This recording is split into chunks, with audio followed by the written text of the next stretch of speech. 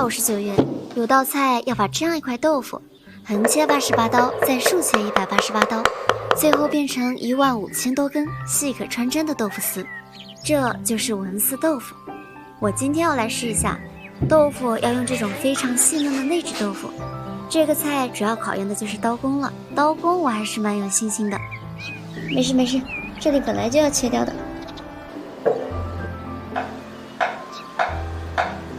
真的好难啊，这豆腐太嫩了，只要下刀不够干脆就特别容易破，而且要达到细可穿针的程度，刀与刀之间的间隔不能超过2毫米。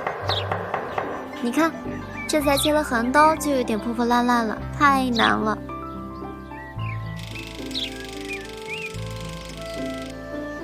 切了一个豆腐渣，这我要是能做出来，去当厨师那不得4000块钱1个月。不过我是不会放弃的，为了坚定信心，我决定先把文思豆腐的高汤做出来。鸡要散养的走地鸡。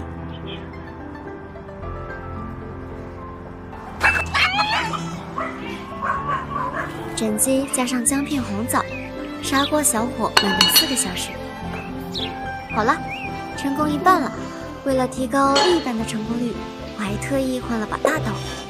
经过尝试，我发现还是有一些窍门的。首先，豆腐不能太厚，越厚刀身抖动的幅度就越大，造成的误差也越大，就会这样。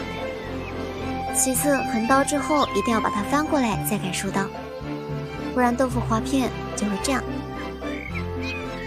至于如何才能达到细可穿针的程度，无他，唯手熟耳。一天下来手都好酸，不过最累的还是眼睛，因为短短1天的练习不可能让手产生肌肉记忆，只能全神贯注地盯着每一刀的起落，眼睛都不敢眨一下。先休息一下，明天继续。豆腐横竖切上276刀，都能切出15000多根豆腐丝。我们的眼睛平均每天都会眨15000多次，不注意护理的话也是会长出眼纹的。休息好了，我有种预感，今天一定能成功。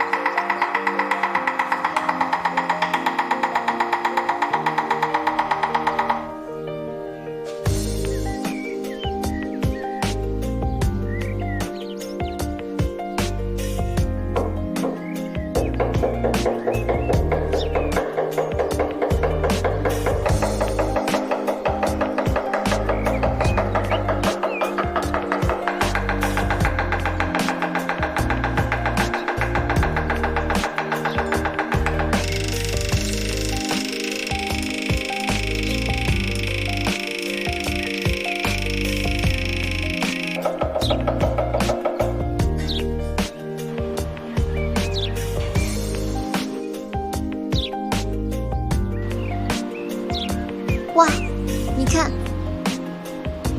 这真的是豆腐吗？简直是云雾缭绕，真的可以穿过针孔哎！最后一步，鸡清汤加上盐和这些辅料，大火烧开，土豆淀粉和一下芡，关小火，加入豆腐丝，用勺背在汤面转圈。利用汤的离心力让豆腐丝完全散开，这样一块普普通通的豆腐就会摇身一变，变成乾隆皇帝都赞不绝口的宫廷御菜。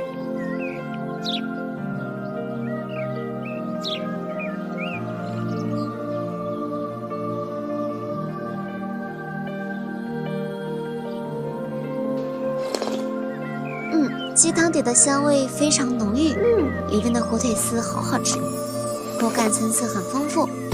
至于豆腐，真的是入口即化，细嫩到舌头甚至感觉不到它的存在，太神奇了，好吃！你也快去试试吧。